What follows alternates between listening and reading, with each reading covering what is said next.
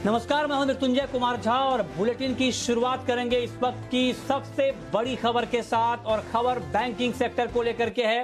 देश में banking system को मजबूत करने के लिए सरकार ने कोऑपरेटिव बैंकों की निगरानी भी अब आरबीआई को सौंप दी है। जी हां, सब बहुत बड़ी खबर है ये बैंकिंग को लेकर के।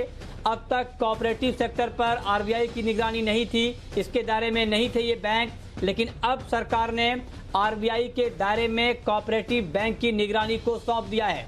आज कैबिनेट ने इसकी मंजूरी दे दी है। आज के फैसले के बाद देश के 1540 कोऑपरेटिव बैंक सीधे सीधे आरबीआई की निगरानी में आ जाएंगे। इसमें शहरी कोऑपरेटिव बैंक और मल्टी स्टेट कोऑपरेटिव बैंक भी शामिल हैं। ये काफी लंबे समय से इस बात की चर्चा हो रही थी। जब कोऑपरेटिव बैंक को लेकर कई मामले सामने आए थे, उसके बाद ये चर्चा उठने लगी थी कि आखिर कोऑपरेटिव बैंक में पैसे जमा करना या वहां पर बैंकिंग लेन देन करना कितना सुरक्षित है। लेकिन इस बीच सरकार ने ये बड़ा फैसला ले लिया है कि अब आरबीआई की निगरानी में ये बैंक रहेंगे। और इसमें क्या डिटेल इंफॉर्मेशन है, ये बताने के लिए हमारे संवाददाता दानिश आनंद हमारे साथ जुड़ चुके हैं इस वक्त। दानिश, बताएं आपके पास।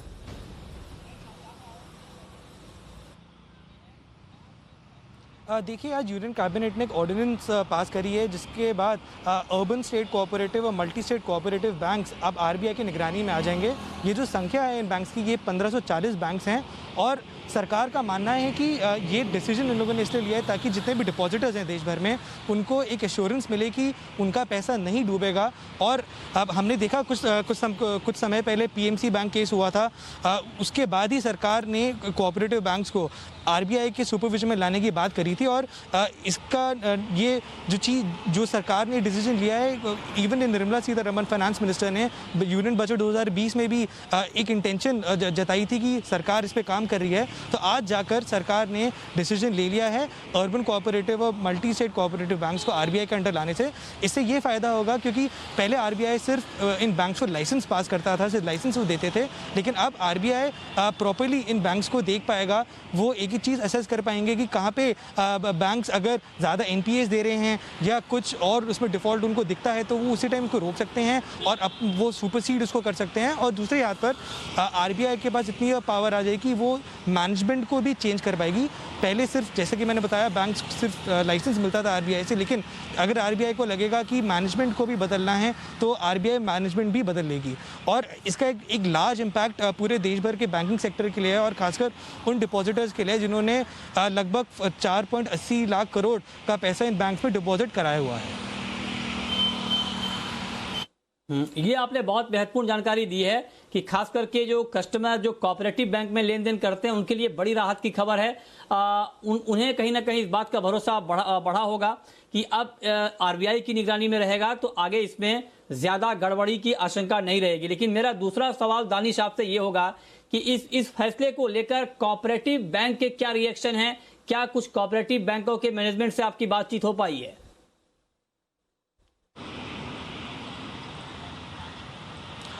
जैसे कि अभी बस कैबिनेट ब्रीफिंग खत्म हुई है, तो मेरी किसी पर्टिकुलर बैंक से मेरे को रिएक्शन नहीं मिला। लेकिन अभी तक जो सेंटिमेंट है वो कोऑपरेटिव बैंक्स इसको एक अगर हम डिपॉजिटर्स के पॉइंट ऑफ व्यू से देखेंगे तो डिपॉजिटर्स के लिए एक मेजर न्यूज़ है, क्योंकि एक काफ़ी अलग तरह से बैंक्स पहले फंक्शन कर रहे थे और हमने हर साल किसी ना किसी कोऑपरेटिव बैंक को गिरते हुए देखा है और डिपॉजिटर्स को काफ़ी इससे समस्या हुई है। तो आरबीआई के एक बार सुपरविजन में जब आ जाएंगे तो डिपॉजिटर्स को एक अच्छी एश्योरेंस मिलेगी, प्लस डिपॉजिटर्स एक निडर तरह से पैसे डिपॉजिट करा पाएंगे इन बैंक्स में। ये बहुत ही बड़ी खबर है आप कह सकते हैं, तो क्योंकि कोऑपरेटिव बैंकों को लेकर लगातार चिंताएं जताई जा रही थी, लगातार सवाल भी खड़े हो रहे थे। लेकिन अब कहीं ना कहीं जो कस्टमर हैं जो कोऑपरेटिव बैंक में लेन देन करते हैं पैसों का, उनका भरोसा बैंकों के ऊपर बढ़ेगा। चलिए आगे बढ़ते हैं, रुख करते हैं अगली खबर का। और लद्दाख में सीमा विवाद के बाद चीन के ऊपर चौतरफा शिकंजा कसना शुरू हो गया है। और आपको बता दें कि चीनी सामान को खरीदने के लिए जहां पर आंदोलन तेज हो रहे हैं, वहीं सरकार ने भी चीनी कंपनियों और इंपोर्ट पर नकेल कसने की तैयारी शुरू कर दी है। अभी खबर है कि सरकार ने स्टील और एल्युमिनियम के इंपोर्ट पर एंटी डंपिंग ड्यूटी लगा दी है, यानी अब इन चीजों का इंपोर्ट महंगा हो जाएगा। कुछ दिनों पहले रेलवे ने चीनी कंपनी का कॉन्ट्रैक्ट रद्द कर दिया था। यही नहीं, सरकार अब ऑनलाइन प्लेटफॉर्म के जरिए जो चीनी सामानों की बिक्री हो रही है उस पर भी नकेल कसने की तैयारी में है और इसी सिलसिले में ई कॉमर्स के जरिए बिकने वाले चीनी सामान पर भी लगाम लगाना चाहती है। इसके लिए वो नई ई कॉमर्स पॉलिसी में सख्त फैसले लेने वाली है और ये बहुत ही महत्वपूर्ण डेवलपमेंट है। ऑफलाइन ऑनलाइन सारे मार्केट पर सरकार की पैनी नजर है और खास करके जिस तरह से देश का सेंटीमेंट है इस वक्त कि चाइनीज प्रोडक्ट का बहिष्कार किया जाए, उसको देखते हुए लगातार यहाँ पर शिकंजा कसने की तैयारी हो रही है। जो कारोबारी तबका है वो भी लगातार विरोध कर रहे हैं, जो कंज्यूमर हैं वो भी चाइनीज प्रोडक्ट का विरोध कर रहे हैं और वो भी चाहते हैं कि चीनी सामान यहाँ पर ना खरीदें। इसको लेकर एक मुहिम चल पड़ी है। इस पर और डिटेल इंफॉर्मेशन के साथ हमारे संवाददाता समीर दीक्षित हमारे साथ जुड़ चुके हैं। समीर, और क्या अपडेट है? अच्छा, समीर अभी हमारे साथ जुड़ेंगे, लेकिन आपको एक बार फिर से बता दें कि 2-3 महत्वपूर्ण डेवलपमेंट इस बीच हुए हैं। एक तो ये कि स्टील और एल्युमिनियम पर एंटी डंपिंग ड्यूटी लगा दी गई है, यानी अब इसका इंपोर्ट महंगा हो जाएगा।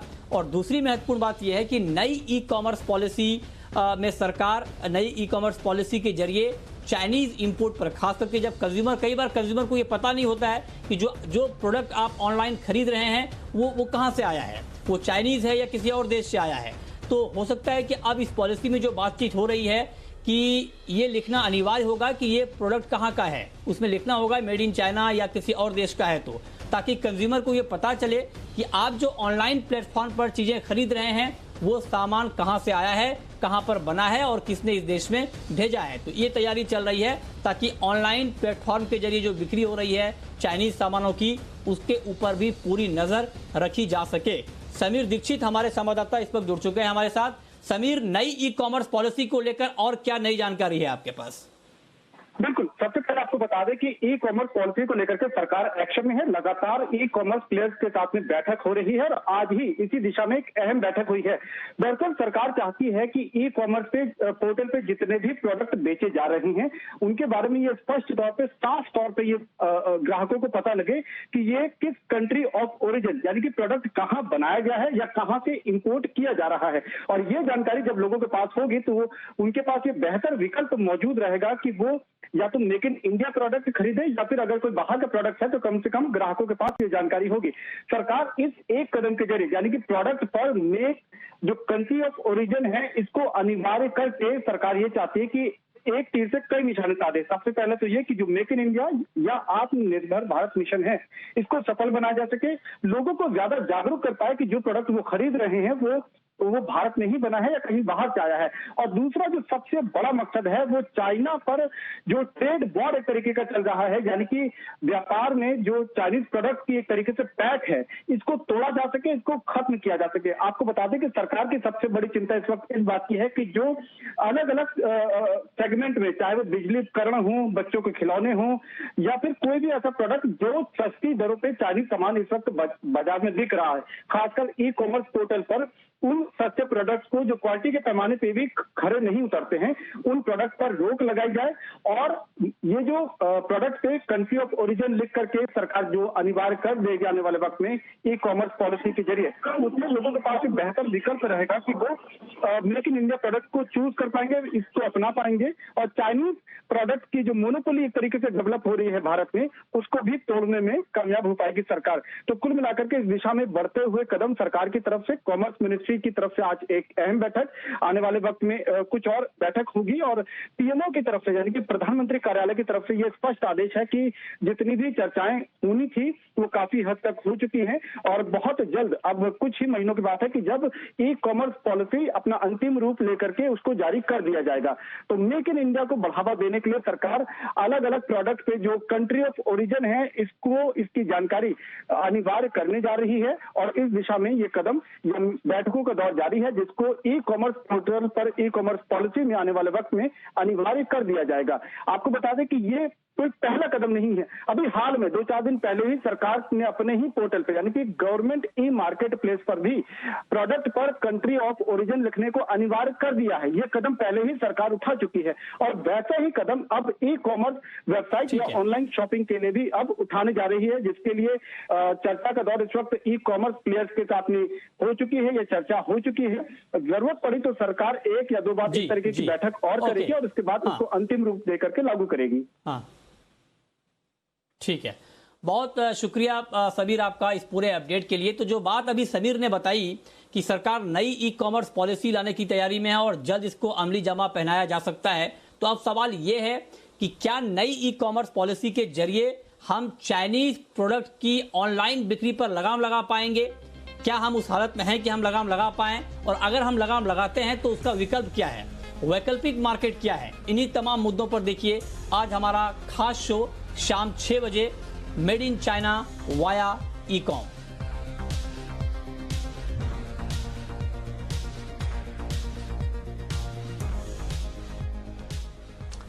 और अब बात करते हैं कोरोना की। दिल्ली में कोरोना से हालात लगातार बिगड़ते जा रहे हैं। राजधानी में मंगलवार को करीब 4000 मामले सामने आए।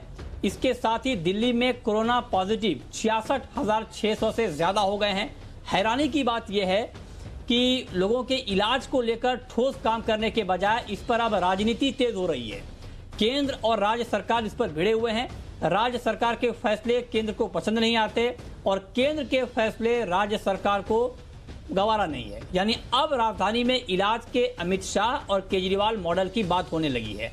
खबर की डिटेल बताने के लिए दानिश आनंद हमारे संवाददाता बने हुए हैं हमारे साथ। दानिश, 66,600 मामले हो चुके हैं दिल्ली में, लगातार मामले बढ़ रहे हैं लेकिन काबू नहीं पाया जा सका है आंकड़ों के ऊपर। दूसरी तरफ कोरोना के नंबर और इलाज को लेकर राजनीति काफी तेज हो गई है। आखिर चल क्या रहा है दिल्ली में, क्या डिटेल है आपके पास?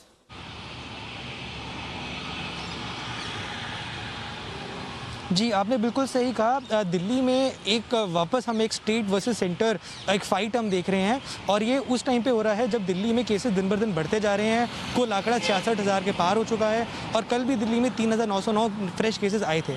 तो आज दिल्ली के उप मुख्यमंत्री मनीष सिसोदिया ने ये कहा है कि दिल्ली में स्टेट वर्सेस सेंटर की ये जो लड़ाई है वो काफ़ी बड़ी होती जा रही है और उन्होंने कहा कि दिल्ली में अभी 2 मॉडल काम कर रहे हैं, एक है अमित शाह मॉडल और एक है अरविंद केजरीवाल मॉडल। तो इससे उप मुख्यमंत्री के कहने का मतलब है कि केंद्र सरकार का मानना है कि दिल्ली में जो उन्होंने नए नियम लागू करें उसके मुताबिक जो भी कोविड सस्पेक्ट होता है उनको 5 दिन की इंस्टीट्यूशनल क्वारंटीन में जाना होता है और उसके बाद ही वो आगे हॉस्पिटल्स वगैरह में जाते हैं। लेकिन जो अरविंद केजरीवाल का मानना है, जो दिल्ली सरकार काफ़ी समय से करते आई है, उसमें अगर कोई कोविड पॉजिटिव होता है तो उनके घर में मेडिकल टीम जाती है और मेडिकल टीम उनकी पूरी जांच पड़ताल करती है और फिर उनकी हालत को देखकर उनको हॉस्पिटल में शिफ्ट किया जाता है। केंद्र सरकार का अगर हम पक्ष देखें तो केंद्र सरकार मानती है कि वो दिल्ली का हेल्थ इंफ्रास्ट्रक्चर को बढ़ाना चाहती है और उस समय पे जब केसेस दिन ब दिन बढ़ते जा रहे हैं और हमने देखा है कि केंद्र सरकार ने काफ़ी कोशिश करी है। दिल्ली में एक 10,000 बेड्स की फैसिलिटी अभी बन रही है और काफ़ी और टेम्परेरी सेटअप्स हुए हैं। और दूसरे हाथ पर दिल्ली सरकार का मानना है कि ऐसा करने से, 5 दिन की इंस्टीट्यूशनल क्वारंटीन करने से एक मरीज़ काफ़ी कंफ्यूज हो जाता है। उनको ये समझ नहीं आता है कि क्या 5 दिन वो पहले इंस्टीट्यूशनल क्वारंटीन में जाएं और उसके बाद ही वो अस्पताल में जाएं। तो ये अभी केंद्र और राज्य सरकार के बीच में सबसे बड़ा मुद्दा अभी ये चल रहा है।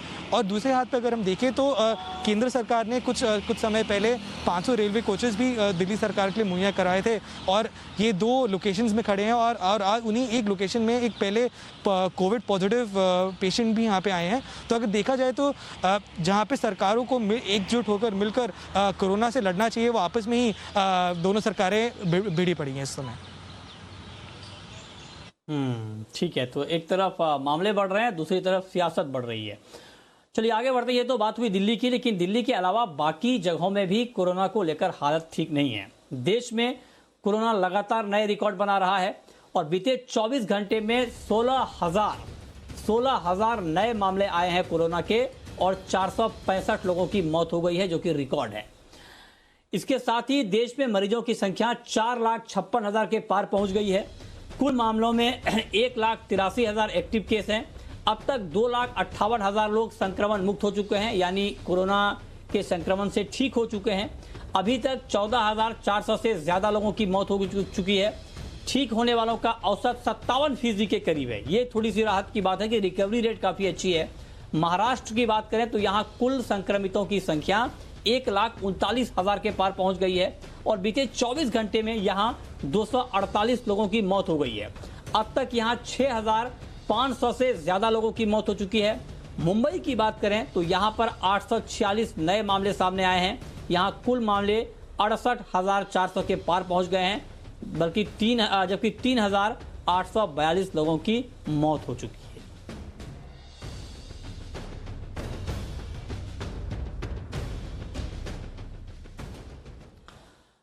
और मुंबई की हमने अभी बात की तो मुंबई में अब धारावी नहीं बल्कि अंधेरी कोरोना का हॉट स्पॉट बनता जा रहा है। यहां पर संक्रमितों की संख्या में लगातार इजाफा हो रहा है। कोरोना को लेकर क्या है अंधेरी की मौजूदा स्थिति और यहां बढ़ते मामलों से निपटने के लिए क्या है बीएमसी का प्लान, देखिए यह रिपोर्ट। बीएमसी के 21 जून के आंकड़ों के मुताबिक धारावी में पॉजिटिव मरीजों की संख्या 4,443 है, जबकि अंधेरी ईस्ट इलाके में संख्या 4,663 है। ज्यादा केस होने की वजह से अंधेरी की कई बस्तियों में अभी भी सिर्फ अत्यावश्यक सेवा की दुकानें ही खोलने की इजाजत है। इलाके में कई मकान खाली हैं क्योंकि इनमें रहने वाले मजदूर गांव लौट चुके हैं। स्टार्टिंग के पीरियड से देखो लोग सब मतलब भागना चालू हो गए। अभी तक कम से कम बोले तो अब 400-500 लोग तो मतलब अभी तक जा चुके हैं। यहाँ पे कितनी सक्रिय गलियाँ हैं कि इन गलियों में से 2 आदमी छोड़िए 1 आदमी भी ठीक से चल नहीं सकता।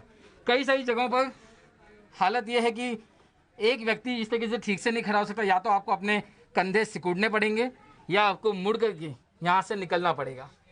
ऐसे में सोचिए कि जब संक्रमण के हालात होंगे तब यहाँ पर सोशल डिस्टेंसिंग का पालन कर पाना कितनी बड़ी चुनौती लोगों के लिए है। 30 साल से इसी बस्ती में रहने वाले हेमंत सिंधे ने अपने इलाके की इतनी डरावनी शक्ल इससे पहले कभी नहीं देखी।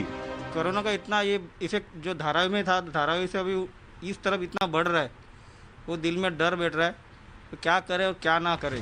धारावी के अपने तजुर्बे से बीएमसी ने यहाँ मिशन 0 लॉन्च किया है। इस मिशन में डॉक्टर और वॉलंटियर्स की टीम के साथ ही 50 मोबाइल डिस्पेंसरी लोगों के घर घर जाकर स्क्रीनिंग करेगी। अगर ये काम 8 दिन में बहुत अच्छे तरीके से चलता है तो मैं 50 से ज़्यादा वैन लगाने के लिए तैयार हूँ। मैं और ज़्यादा एग्रेसिवली आगे बढ़ने के लिए तैयार हूँ। मानसून में कोरोना के केस बढ़ सकते हैं, इसलिए बीएमसी ने अस्पतालों में बेड्स बढ़ाना भी शुरू कर दिया है।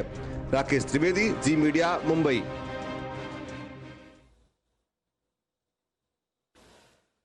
ओके, चलिए आगे बढ़ते हैं। और कोरोना के बढ़ते आंकड़ों के बीच एक अच्छी खबर आई है। अच्छी खबर यह है कि जल्द ही इंश्योरेंस कंपनियां short term health insurance policy launch करेंगी। इंश्योरेंस रेगुलेटर IRDAI ने लाइफ इंश्योरेंस कंपनियों को इसके लिए मंजूरी दे दी है। इसके बाद लाइफ इंश्योरेंस कंपनियां 3 से 11 महीने के लिए बेनिफिट बेस्ड प्रोडक्ट बेच पाएंगी। क्या है डिटेल, ये बताने के लिए हमारे संवाददाता अनुराग शाह हमारे साथ बने हुए हैं। अनुराग, बताइए क्या है पूरी खबर।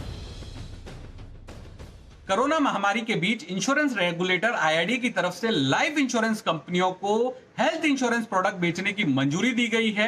और ये जो प्रोडक्ट होंगे वो शॉर्ट टर्म प्रोडक्ट होंगे, यानी इनकी जो ड्यूरेशन होगी पॉलिसी की वो 3 महीने से लेकर 11 महीने तक की होगी। और इन पॉलिसी के अंदर किसी भी तरह की मैच्योरिटी, पोर्टेबिलिटी या रिन्यूअल की सुविधा नहीं होगी। कंपनियां 31 मार्च 2021 तक ये प्रोडक्ट बेच सकती है। लाइफ इंश्योरेंस कंपनियों के जो प्रोडक्ट होंगे वो पूरी तरह से बेनिफिट बेस्ड प्रोडक्ट होंगे, यानी पॉलिसी लेने के 15 दिन बाद अगर कोई व्यक्ति कोरोना संक्रमित होता है तो जितनी सम एश्योर्ड की उसके द्वारा पॉलिसी ली गई होगी तो इंश्योरेंस कंपनी को उतना भुगतान उसे करना होगा। लेकिन जनरल इंश्योरेंस कंपनियां और हेल्थ इंश्योरेंस कंपनियों को दोनों तरह के प्रोडक्ट की मंजूरी दी है, यानी बेनिफिट बेस्ड प्रोडक्ट और इंडेमिनिटी प्रोडक्ट। इंडेमिनिटी प्रोडक्ट वो होते हैं जब मरीज जो है वो अस्पताल में भर्ती होता है और जो अस्पताल का खर्चा आता है वो इंश्योरेंस कंपनी के द्वारा दिया जाता है, तो ये इंडेमिनिटी प्रोडक्ट के अंदर कवर होता है। तो जो तमाम तरह की जो लाइफ इंश्योरेंस कंपनियां हैं उनके लिए काफी बड़ा मौका है कि उनको इंश्योरेंस रेगुलेटर IRDAI की तरफ से मंजूरी दी गई है कि वो अपने ग्राहकों को बेनिफिट बेस्ड प्रोडक्ट ऑफर कर सके। कोविड से जुड़े और कोविड के जो प्रोडक्ट होंगे पूरी तरह से बेनिफिट बेस्ड प्रोडक्ट होंगे और ये लाइफ इंश्योरेंस कंपनियों के साथ साथ जनरल इंश्योरेंस कंपनियां भी दे पाएंगी। ओके, तो ये महत्वपूर्ण खबर जो बात अनुराग ने यहां पर बताई। लेकिन आगे बढ़ते हैं, अब रुख करते हैं अगली खबर का। पतंजलि की कोरोना दवा पर आयुष मंत्रालय के सवाल उठाने के बाद योग गुरु स्वामी रामदेव ने सफाई दी है। जी मीडिया से बातचीत में उन्होंने कहा कि आयुष मंत्रालय के सभी सवालों का जवाब दे दिया गया है, अब कोई विवाद नहीं है। पतंजलि के CEO आचार्य बालकृष्ण ने भी ट्वीट कर सफाई दी है। उन्होंने कहा है कि कम्युनिकेशन गैप था वो दूर हो गया है। उन्होंने कहा कि कोरोना की दवाई के लिए क्लिनिकल ट्रायल के सभी मानदंडों का पालन किया गया था। हमने आयुष मंत्रालय को सभी जानकारी दे दी है। बता दें कि मंगलवार को पतंजलि के दवा लॉन्च करने के कुछ ही देर बाद आयुष मंत्रालय ने इसकी जानकारी होने से इनकार कर दिया था। आयुष मंत्रालय ने पतंजलि को उसके दावे की जांच होने तक किसी तरह का विज्ञापन और दावा करने से बचने के लिए कहा था।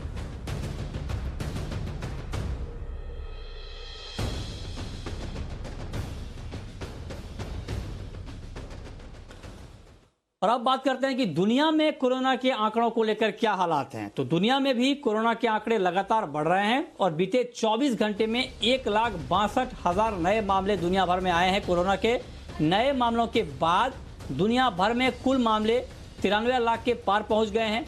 24 घंटे में संक्रमण ने 5,400 से ज्यादा लोगों की जान ले ली है। कुल मौतों की संख्या 4,78,000 से भी ज्यादा हो गई है। अमेरिका, ब्राजील और भारत कम्युनिटी ट्रांसमिशन के स्टेज पर पहुंच चुका है। मंगलवार को ब्राजील में 40,000, अमेरिका में 36,000 और भारत में 16,000 के करीब संक्रमण के मामले सामने आए हैं।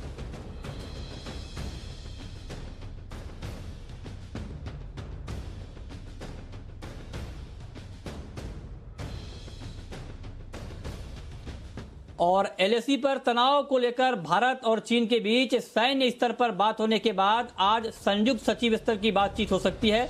दोनों के बीच वीडियो कॉन्फ्रेंसिंग के जरिए बातचीत मुमकिन है। वहीं भारत, चीन और रूस के विदेश मंत्रियों की वर्चुअल बैठक में भी सीमा विवाद का मुद्दा उठा। रूस के विदेश मंत्री ने कहा कि भारत और चीन अपने विवाद सुलझाने में पूरी तरह सक्षम है और दोनों को किसी तीसरे पक्ष की जरूरत नहीं है। लगातार बातचीत की पेशकश कर रहा चीन अब भारत को हथियार मिलने से भी डरा हुआ है। चीन के सरकारी अखबार पीपल्स डेली ने रूस को नसीहत दी है कि वो भारत को संवेदनशील वक्त में हथियार न बेचे।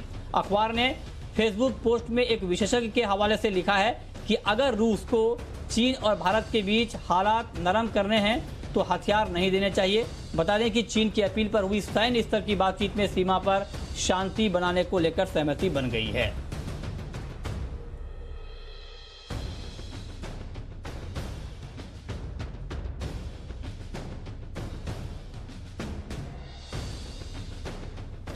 और अब बात करते हैं शेयर मार्केट की। वीकली एक्सपायरी से ठीक एक दिन पहले बाजार मुनाफा वसूली का शिकार हो गया।